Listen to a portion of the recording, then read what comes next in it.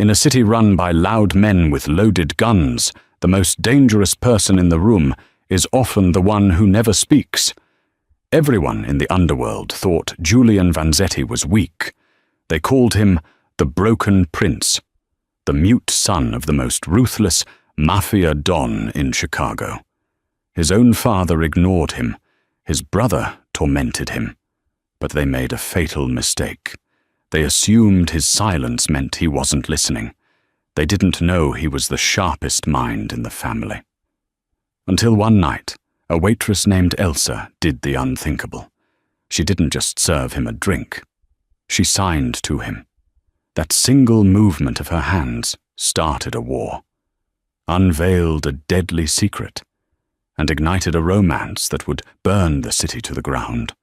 This is the story of the woman who gave a voice to the devil, and why you should never underestimate the quiet ones. The chandelier inside the Gilded Lily, Chicago's most exclusive, reservation-only restaurant, cost more than the house Elsa grew up in. She adjusted her black waistcoat, smoothing the fabric over her waist, and took a deep breath. She had been working here for 6 months, long enough to know the rules. See everything, say nothing, and never look the VIPs in the eye for too long. Tonight, the tension in the air was thick enough to choke on. The Vanzetti family had reserved the center table. Everyone in the kitchen was terrified. The Vanzettis were old money and new violence.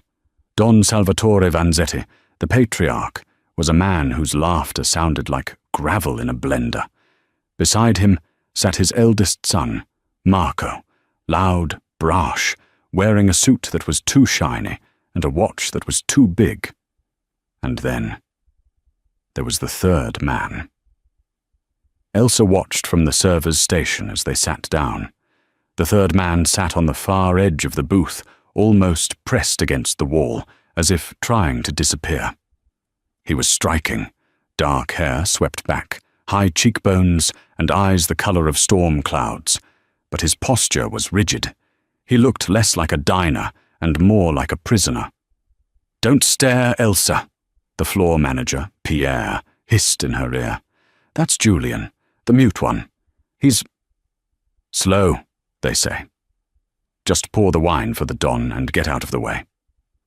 Elsa nodded and picked up the heavy bottle of vintage Barolo. As she approached the table, the noise was deafening.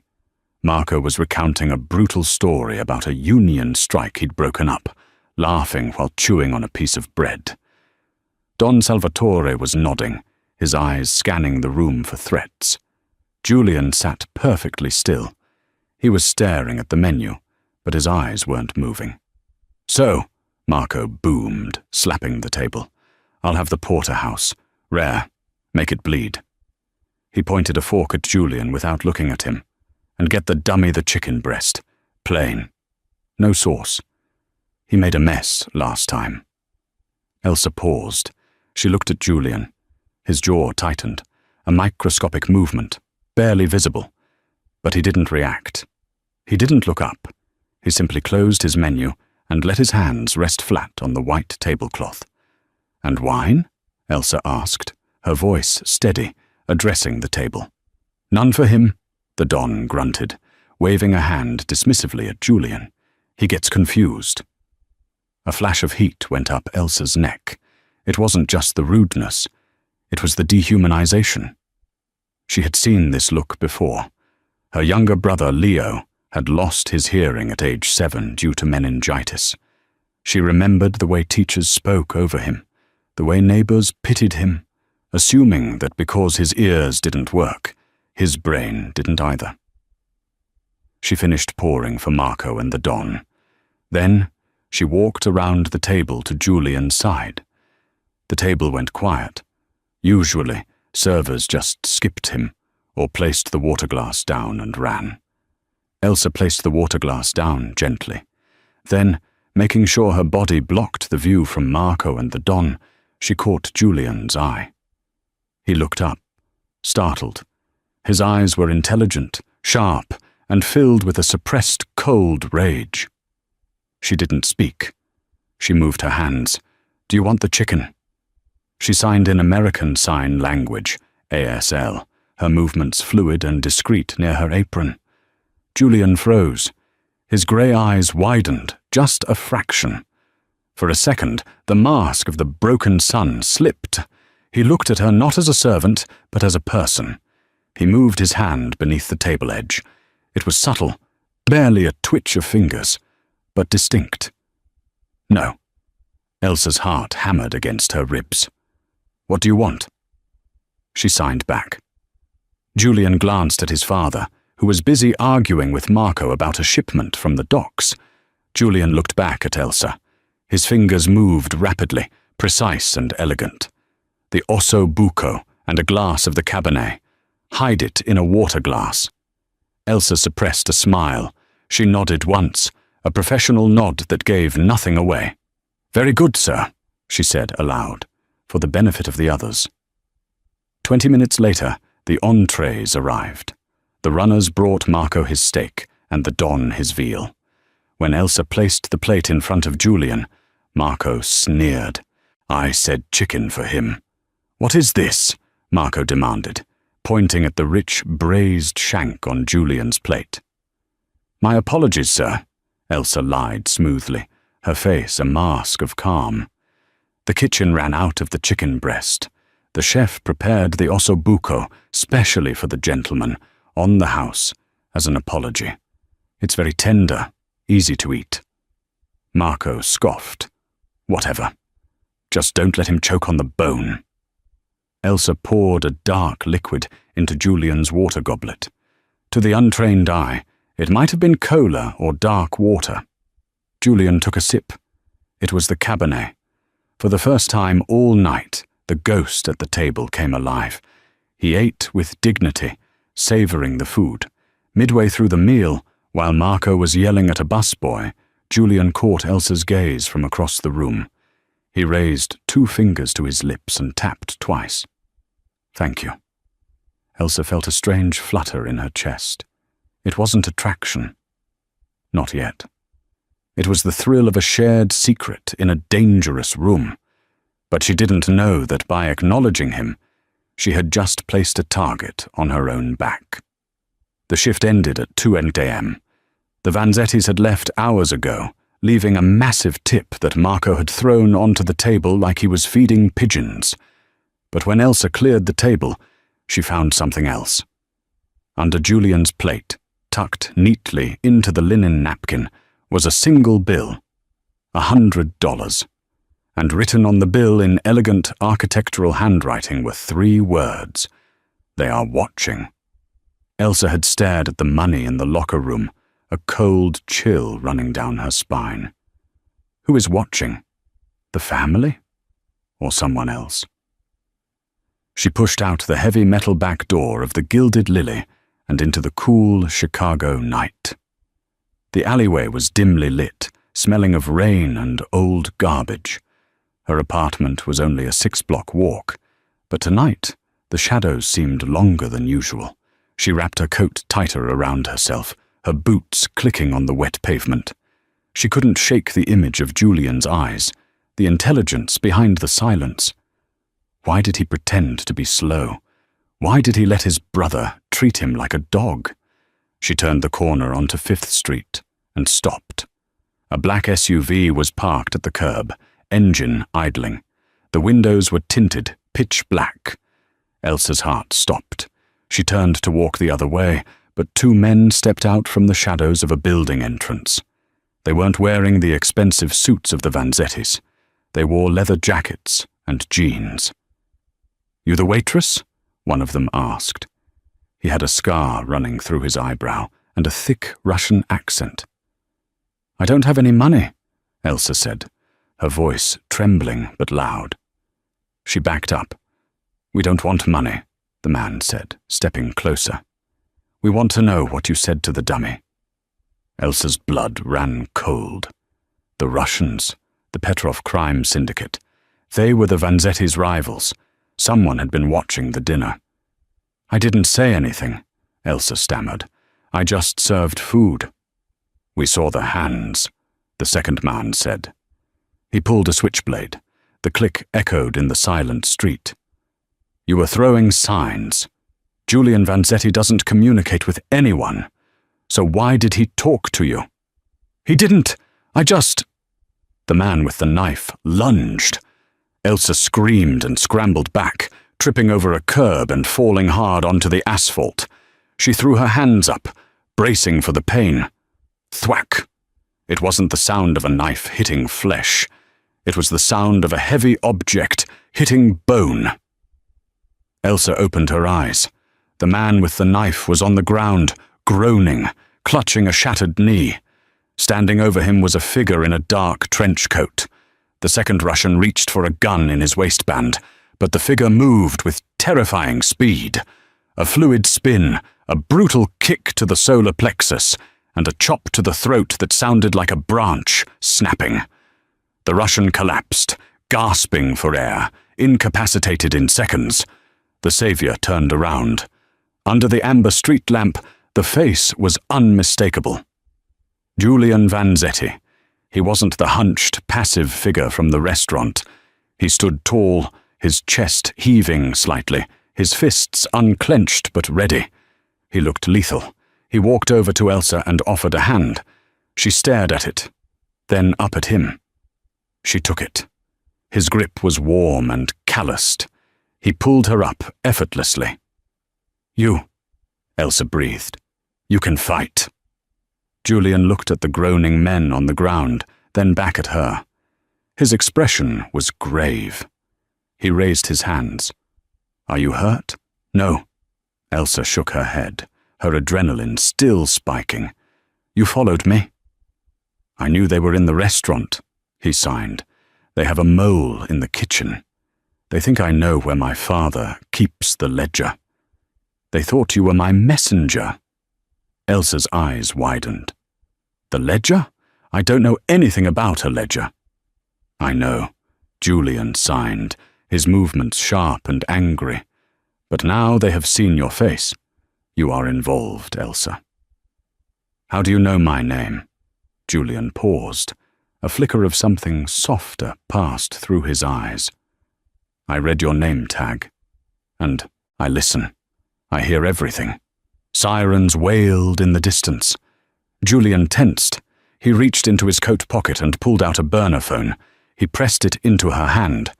Take this, he signed rapidly. Go home. Lock your door. Do not come to work tomorrow. Wait for my text. Why should I trust you? Elsa asked, gripping the phone. You're one of them. Julian stepped closer. The gap between them vanished. He smelled of expensive cologne and gunpowder. He looked deep into her eyes, and for a moment, Elsa thought he was going to break his silence and speak. Instead, he signed one last thing, slowly. Because I am the only one who isn't lying to you. He turned and vanished into the shadows of the alley, just as a police cruiser turned the corner. Elsa was left standing alone under the street lamp, two unconscious hitmen at her feet and a burner phone in her hand. Elsa didn't sleep. She sat on her worn-out sofa, clutching the cheap flip phone Julian had given her. Every creak of her apartment building sounded like a Russian hitman breaking down the door. By noon the next day, the phone finally buzzed. Meet me. Chicago Public Library, 4th floor, the history section, row 12. Come alone. It was a text. Elsa debated calling the police. But what would she say?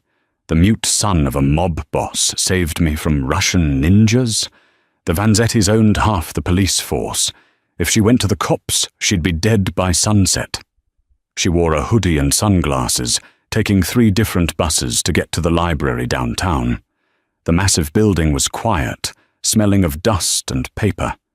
She found row 12 in the history section. It was a dead end, hidden by stacks of towering books. Julian was there.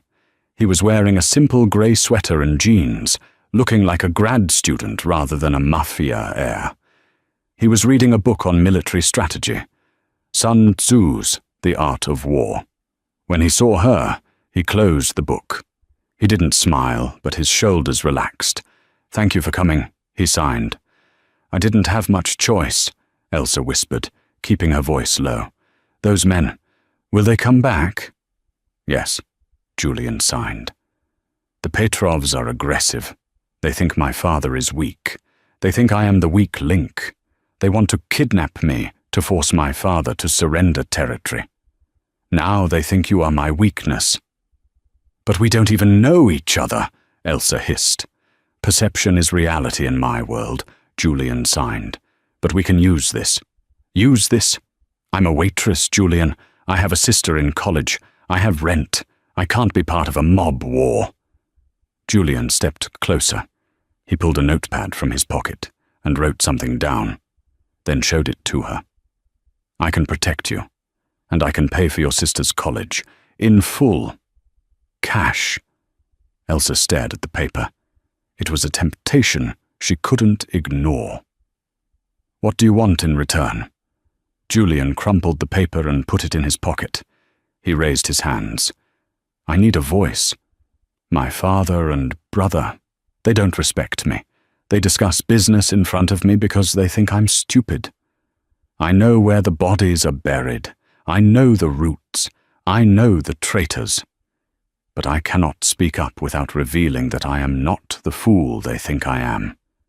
He paused, his expression intense.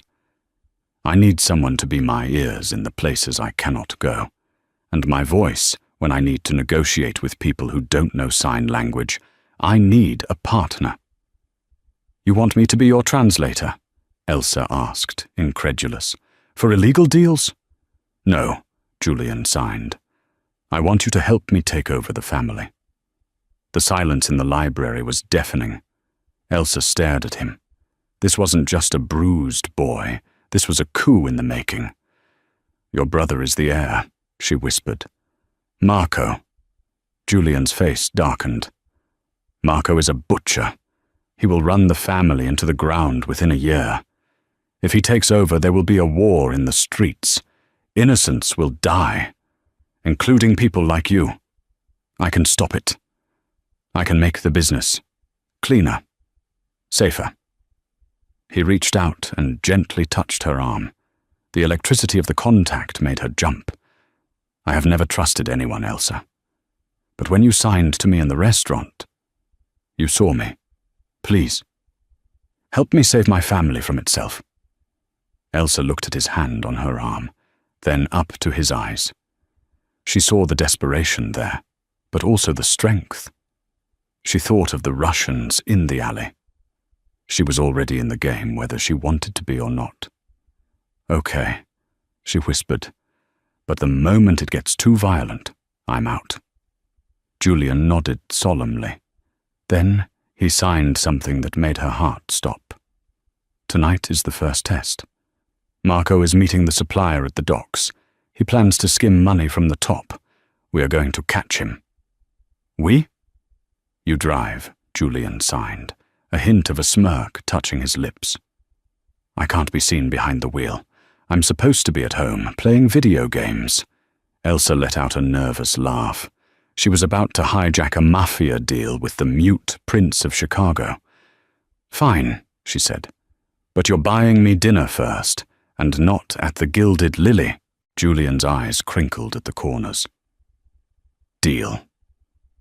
The port of Chicago at midnight was a graveyard of rusted metal and shipping containers stacked like monolithic tombstones. The air was thick with the smell of diesel fumes and rotting fish.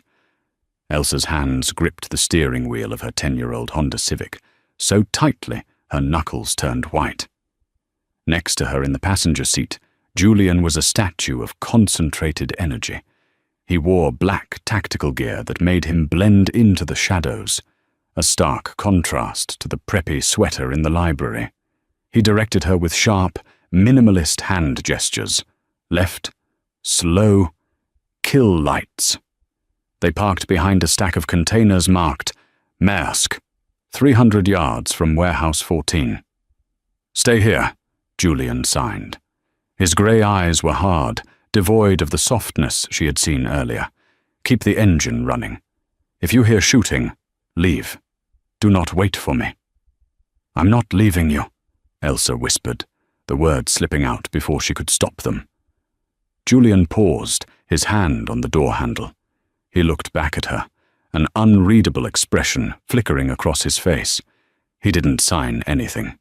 He just nodded once, sharply, and slipped out into the night, moving with the silent grace of a predatory cat. Elsa waited. Minutes stretched into an eternity. Her heart pounded against her ribs like a trapped bird. She checked her phone. 12:45 a.m. Suddenly, the silence of the docks was shattered by the roar of engines. A convoy of 3 Cadillac Escalades pulled up to the warehouse. Elsa ducked low in her seat, peering over the dashboard. Marco Vanzetti stepped out of the lead car. Even from this distance, his arrogance was palpable. He was laughing, slapping the back of a man who looked like the supplier, a short, oily man named Sal, the Gecko Rossi. Julian had told her the plan. Marco was supposed to pay the Gecko $500,000 for a shipment of uncut heroin, but Marco intended to short him by 50 grand and pocket the difference, betting the Gecko would be too scared of Don Salvatore to count it on the spot. It was sloppy, greedy, and exactly the kind of thing that started wars. Elsa saw movement on the roof of the warehouse. A shadow detached itself from the gloom. It was Julian. He was positioned perfectly above them, pulling out a small, high-resolution camera. He was getting the proof. Below, the deal was going sour. She could hear shouting. Marco was shoving the Gecko. Then, everything went wrong. A flashlight beam cut through the darkness, hitting Elsa's windshield directly. "Hey, who's in the car?" a gruff voice shouted. Elsa froze. A man in a security uniform, but wearing expensive Italian loafers, was walking toward her, hand on his holster. It was Detective Ray O'Connell, a crooked cop on Marco's personal payroll. He wasn't supposed to be here. O'Connell reached her window and tapped heavily on the glass with his nightstick. "Roll it down.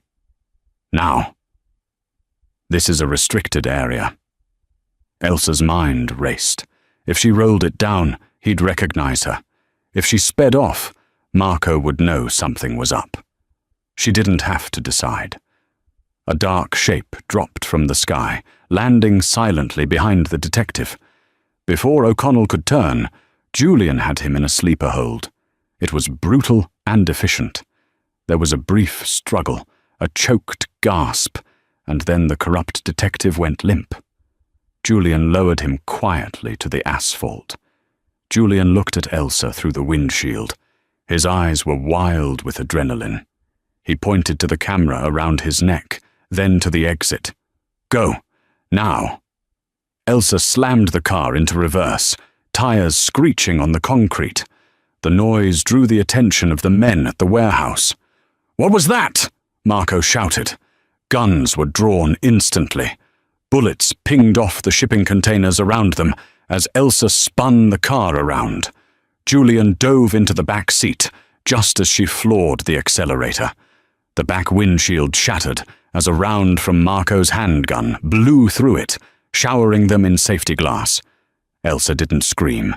She just drove, navigating the maze of containers at breakneck speed, her flight instinct taking over completely. They burst out onto the main road, leaving the chaos of the docks behind them.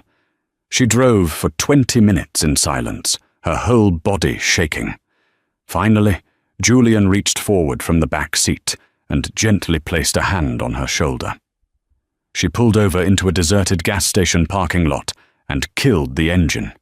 She whipped around to face him, fury overtaking fear. "You almost got us killed," she yelled, her voice cracking. "That was a cop! You assaulted a cop!" Julian climbed into the front seat. He was breathing hard, a thin line of blood trickling from a cut on his cheek where glass had grazed him.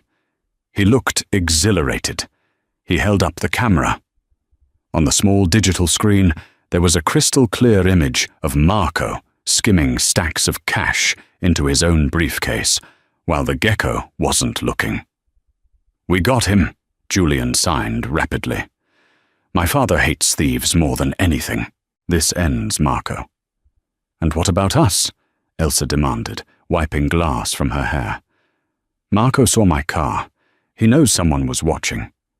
We're dead, Julian." Julian looked at her. The intensity in his eyes softened into something painfully sincere. He reached out and thumbed away a tear that had escaped her eye.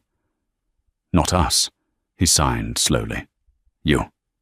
You are in danger because of me. I won't let them touch you." He pulled out a new phone. "Ditch your car here. We're taking another vehicle. You can't go home tonight." "Where am I going?" Julian hesitated, then signed the location that surprised her more than anything else that night. My place. The one nobody knows about. Julian's place wasn't a damp basement or a smoky club backroom. It was the penthouse of the gleaming obsidian tower known as the Spire, overlooking Millennium Park. They entered through a private elevator that opened directly into the living space. The apartment was vast, minimalist, and cold. Floor-to-ceiling windows offered a panoramic view of the city lights below, the city the Vanzettis treated as their personal chessboard. The floors were polished concrete. The furniture was stark white leather. It felt less like a home and more like a sterile observation deck. "This is yours?" Elsa asked, her voice echoing slightly in the cavernous space. Julian nodded as he locked the elevator with a biometric scanner. He moved to a sleek wet bar and poured 2 glasses of amber liquid. He handed one to her. It was top-shelf bourbon, smooth fire that settled her nerves. "My father bought the building to launder money from the union construct," Julian signed, taking a sip. "He gave me the penthouse to keep me out of the way. He thinks I just sit up here and watch TV." He walked to a massive wall of monitors hidden behind a sliding panel. He tapped a keyboard, and the screens illuminated. They displayed live feeds from the Gilded Lily kitchen, the back alley of the family social club, and even the exterior of Don Salvatore's mansion in Lake Forest. Elsa gasped. "You're spying on them." "Information is ammunition," he signed. "I have been gathering ammo since I was 12 years old." He led her to a plush white sofa. The adrenaline of the docks was fading, replaced by a bone-deep exhaustion and an acute awareness of how close they were sitting. Julian noticed the glass cut on her neck, a small nick she hadn't even felt. He got up and returned with a first aid kit. With gentle, precise fingers, he cleaned the wound and applied a small bandage. His touch was electric, sending shivers down her spine that had nothing to do with fear. When he finished, his hand lingered on her neck near her pulse point. He looked into her eyes, and the silence between them felt heavier, charged with unspoken questions. "Why me, Julian?" Elsa whispered. "You have all this technology, this money. Why did you need a waitress?" Julian pulled his hand back slowly. He set his glass down and turned his body to fully face her. His expression was open, vulnerable in a way that scared her. "Because the people in my world, they only speak lies," he signed, his movements fluid and somber. "Even when they say, 'I love you,' it's a transaction. That night in the restaurant, you didn't want anything from me. You just wanted me to have a hot meal. It was the first honest thing that has happened to me in 20 years. Elsa felt a blush rise to her cheeks. "I just hate bullies." Marco was being a prick. A faint smile touched Julian's lips. "Yes, he is." He looked out the window at the sprawling city below.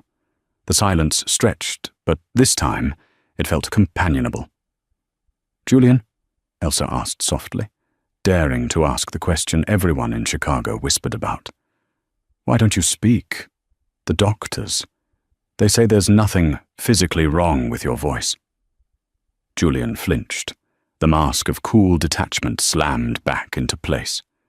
He stood up and walked to the window, his back to her. Elsa thought she had pushed too far. She started to apologize, but he raised a hand to stop her. He stood there for a long time, looking at his reflection in the glass against the city lights. Finally, he turned back to her. His eyes were haunted. He began to sign, slowly, painfully. I was 8 years old. It was Christmas Eve. My mother. She wanted to leave my father. She wanted to take Marco and me away from the life. She hated the violence. Elsa's breath caught in her throat. She knew where this story was going. The Vanzetti matriarch's accidental death was legendary in the underworld. My father found her packed bags. He didn't scream. Salvatore Vanzetti never screams when he's truly angry. He just told his capo, a man named Luca, to fix the problem. Julian's hands were shaking slightly now. They didn't know I was hiding behind the sofa, waiting to surprise my mum with a present. I saw Luca come in. I saw him put his hands around her throat. I heard the sounds she made. Elsa covered her mouth, tears welling in her eyes. After Luca left, my father came into the room. He stepped over her body to pour himself a brandy. He saw me. He looked me right in the eye and said, "Boys who cry are weak, Julian. Men do what is necessary." Julian lowered his hands. He looked exhausted, as if recounting the memory had physically drained him. That was the last time I spoke. I decided that if those monsters were the only ones listening, I didn't have anything to say. My silence isn't a disability, Elsa. It's a protest. It's a fortress. Elsa stood up and crossed the room. She didn't think. She just acted on instinct. She wrapped her arms around him, pulling his rigid body into a hug. He hesitated for a moment, then slumped against her, burying his face in her hair. He didn't cry. She doubted he knew how anymore.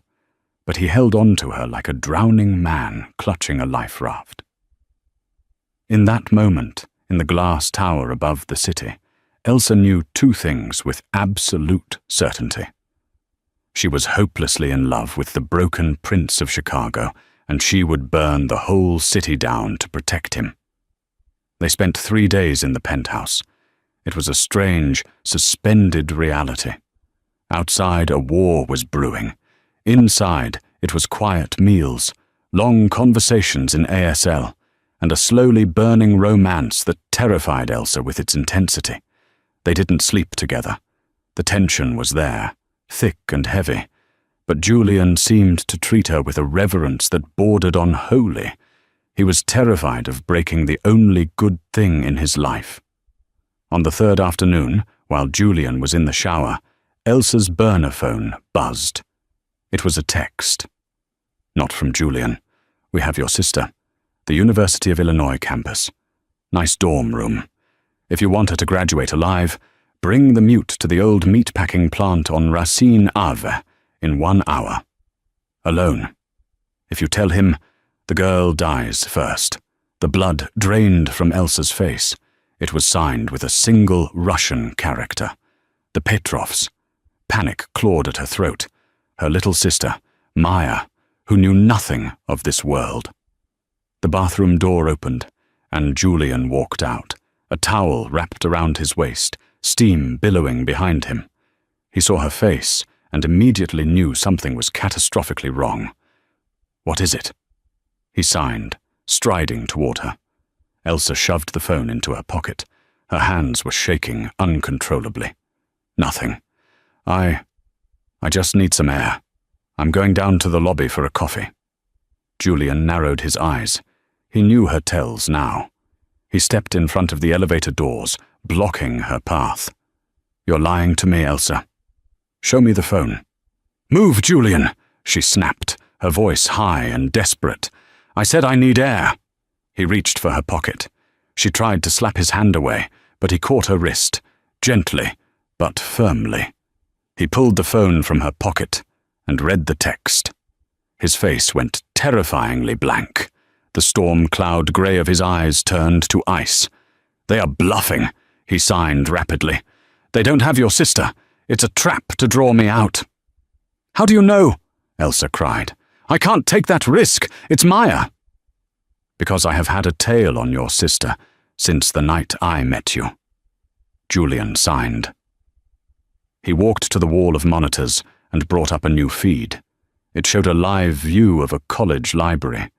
A young woman resembling Elsa was sitting at a table, studying, completely unharmed. A large man in a suit was reading a newspaper 2 tables away. "That's my man, Bruno. She is safe. The Petrovs are getting desperate." Elsa stared at the screen, relief making her knees weak. She slumped against the wall. You had her watched? Without telling me?" "I told you. I protect what is mine." Elsa looked up at him. "Is that what I am? Yours?" Before he could answer, the building's security alarm blared, a harsh, rhythmic klaxon that made them both jump. The lights in the penthouse turned red. Julian checked a monitor by the door. Perimeter breach, lobby level. 6 hostiles, heavily armed. "How did they find us?" Elsa gasped. "Only 2 people knew about this place. Me and my father. Which means my father told Marco, and Marco sold me to the Russians to finish the job. It was the ultimate betrayal. The Don had chosen his loud, brutal son over his silent, intelligent one. What do we do?"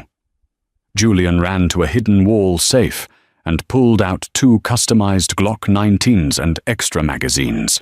He slapped one into Elsa's hand. "Can you shoot?" "I'm from the south side, Julian." "Yeah, I can shoot." "Good.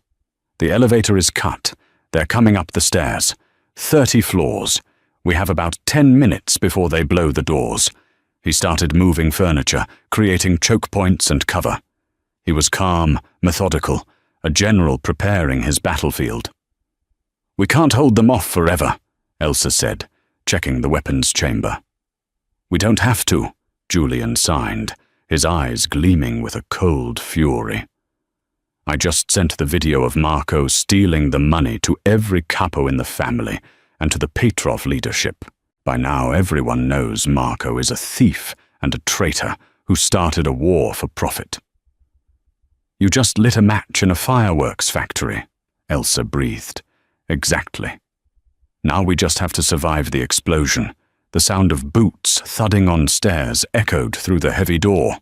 Then came the C4 charge. The explosion blew the steel door off its hinges, sending smoke and debris pouring into the pristine penthouse. "Ogoy!" a Russian voice screamed. Fire.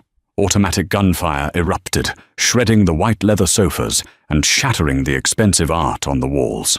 Elsa dove behind the marble kitchen island, returning fire blindly. Julian moved like a phantom through the smoke. He didn't spray bullets. He took calculated shots.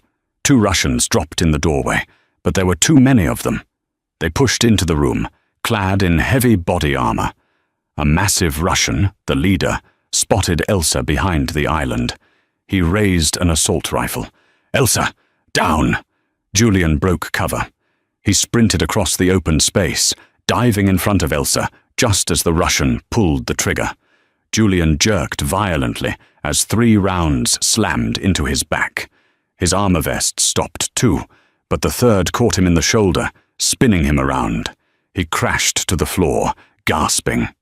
The Russian leader laughed, stepping over Julian's prone form, aiming his rifle at Elsa's head. The mute dies trying to be a hero. How sweet. "Now, little waitress." Julian was on the floor, vision blurring from pain. He saw the barrel pointed at Elsa. He saw the Russian's finger tighten on the trigger. 20 years of silence. 20 years of holding back the scream that had been born the night his mother died. It all rose up in his chest, a volcanic pressure that could no longer be contained by trauma or will. He didn't sign. He didn't whisper. Julian Vanzetti pushed himself up on one bloody arm, looked the Russian dead in the eye, and opened his mouth. "No." The voice didn't sound human. It was a guttural, raw roar of primal dominance, deeper and louder than any gunshot. It was the sound of a lion waking up in a cage of glass. The sheer shock of it froze the room. The Russian stopped firing, stunned. The leader flinched, his aim wavering for a split second, terrified by the impossible sound. That split second was all Elsa needed. She rose from behind the island and fired 2 shots into the Russian's chest, just above his armor plate. He dropped like a stone. Silence fell over the ruined penthouse, save for Julian's harsh, ragged breathing. Elsa crawled over to him. There was blood soaking his grey sweater. "Julian, oh my God, Julian, you spoke. You saved me." He looked up at her, his eyes glassy with shock and pain. He tried to sign, but his arm was too weak. He opened his mouth again, his voice raspy, unused, like grinding stones. "Elsa," he croaked, the word clumsy on his tongue. It was the first name he had spoken since childhood. Before she could respond, the elevator dinged. The power was back on. The doors slid open, revealing Don Salvatore Vanzetti, flanked by 4 of his personal guards. The old Don stepped over the debris and the dead Russians. He looked at the ruined apartment, then down at his bleeding son. Salvatore's face was unreadable, a mask of granite. He held a tablet in his hand. On the screen was the video of Marco stealing the money. "Marco is dead," Salvatore said coldly, his voice gravelly. "I had Luca put a bullet in his head 10 minutes ago. A man who steals from his family is no son of mine." Elsa stared in horror. The ruthlessness was staggering. Salvatore looked down at Julian. "And you betrayed your brother to our enemies. You brought this war to my doorstep." He pulled a large, silver revolver from his coat. He aimed it at Julian's head. Elsa threw herself over Julian's body. "No, he saved the family. Marco was the traitor." "Get up, girl," Salvatore snarled. "This doesn't concern you." "Father." The single word stopped Salvatore cold. He'd lowered the gun slightly, staring at Julian in disbelief. Julian winced as he sat up, leaning against Elsa for support. He looked at his father with the same cold, calculating eyes that Salvatore saw in the mirror every morning. "You didn't send Marco to kill me," Julian rasped, his voice gaining strength with every agonizing word. "You told Marco where I was, to see if I was smart enough to survive him, to see if I was strong enough to beat the Russians." Salvatore remained silent, but a flicker of something like respect passed through his eyes. "Marco was a hammer," Julian said, spitting blood onto the polished concrete. "Loud, blunt, useless for anything other than breaking things. You knew he would destroy the business." Julian struggled to his feet, Elsa supporting him. He stood swaying, bleeding but unbroken, facing down the most powerful man in Chicago. "I am not a hammer, Father. I am the scalpel, and I am the only one left who can save this family from the mess you and Marco made." Salvatore looked at his son, really looked at him, for the first time in 20 years. He saw the intelligence, the ruthlessness, and the terrifying will that had kept him silent for 2 decades. He saw the king he had been waiting for.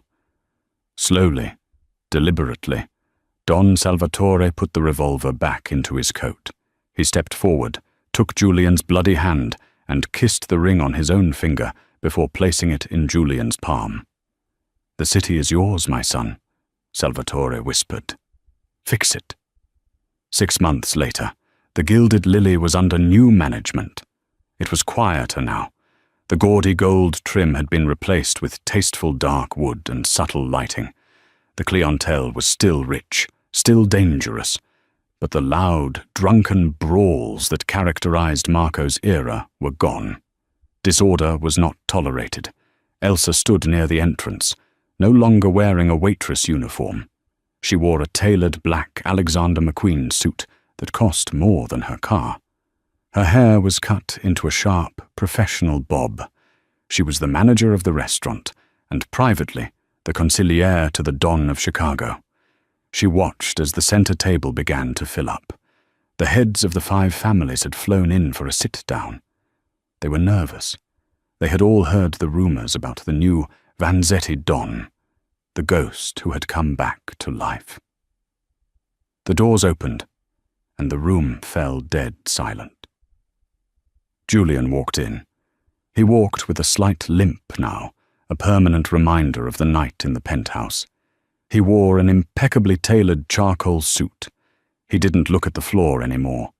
He looked straight ahead, his eyes sharp, assessing every threat in the room. He walked to the head of the table.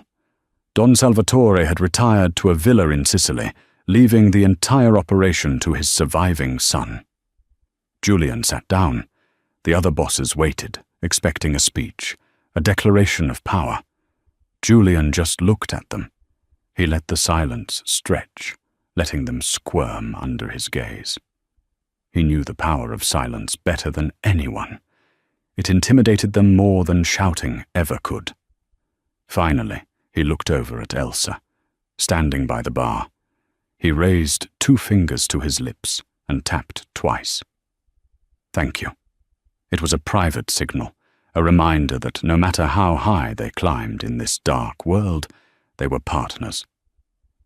She was the only one who knew the sound of his true voice, and he was the only one who knew the depth of her loyalty. Elsa smiled a small, dangerous smile, and nodded. Julian turned back to the table of sweating mob bosses. He didn't speak. He placed his hands flat on the table, palms down. He signed one single word. Begin. Power is not just about holding the throne. It's about keeping the wolves at bay. 3 months into Julian's reign, the peace was fragile. While the Chicago families had fallen in line, the threat came from outside. The cartel from the south, led by a man named Cortez, sensed the transition of power and saw an opportunity to push into the Vanzetti territory. They didn't attack with guns. They attacked the money. Elsa sat in her office at the Gilded Lily, reviewing the ledgers. She noticed the pattern first. Small, irregular laundering deposits in the Vanzetti shell companies. It looked like errors, but Elsa knew better. It was a setup. Cortez was trying to frame the Vanzettis for federal tax evasion to bring the FBI down on them. Julian was at a sit-down across town. He couldn't be reached. Elsa had to act. She didn't call the hitmen. She called the bank, using the access codes Julian had given her, codes that gave her power over the entire family treasury. Elsa initiated a black protocol. It was a cyber trap Julian had designed years ago in his silence. She traced the digital footprint of the cartel's accountant. She found his offshore accounts in the Caymans. In 10 minutes, she didn't just block the cartel's attempt to frame them, she reversed the flow. She drained Cortez's operating accounts, $20 million, and donated it anonymously to 3 different charities for the deaf and hard of hearing. Then, she sent a single email to Cortez's personal encrypted server. Subject, notification of withdrawal. Body. The Vanzetti family thanks you for your charitable donation. Do not mistake silence for blindness. Stay in the South. When Julian returned that night, he looked exhausted. He walked into her office, loosening his tie. He saw the tablet on her desk, displaying the transaction confirmation. He froze. He read the email she had sent. He looked at her, his grey eyes widening. He moved his hands, a slow, deliberate sign. You started a war? No, Elsa said, standing up and pouring him a drink. I finished one before it started. Cortez can't attack us if he can't pay his soldiers. By tomorrow morning, his own men will turn on him for missed wages. Julian took the drink. A look of profound pride washed over his face. He set the glass down and walked around the desk. He didn't sign. He reached out and cupped her face in his hands. "I thought I needed a translator," he signed, his fingers brushing her cheek. "But I found a queen." "I learned from the best," Elsa whispered. He pulled her close, his forehead resting against hers. The silence in the room wasn't empty. It was full of understanding. They weren't just lovers anymore. They were a terrifyingly efficient machine. The wedding was private. No press, no paparazzi.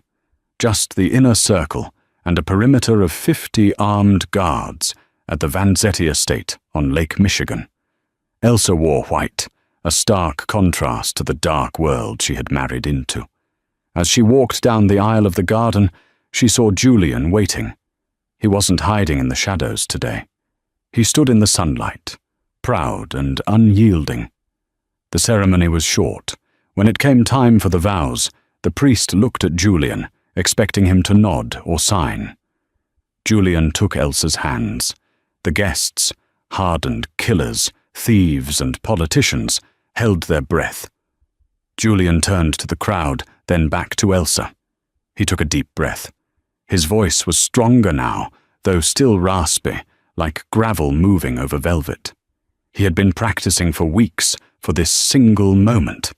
"I promise," Julian spoke, his voice carrying over the wind off the lake, "to listen. Only to you." He paused, swallowing against the strain. "And to speak for us." Tears streamed down Elsa's face. It was the most dangerous man in Chicago, baring his soul for her. She squeezed his hands.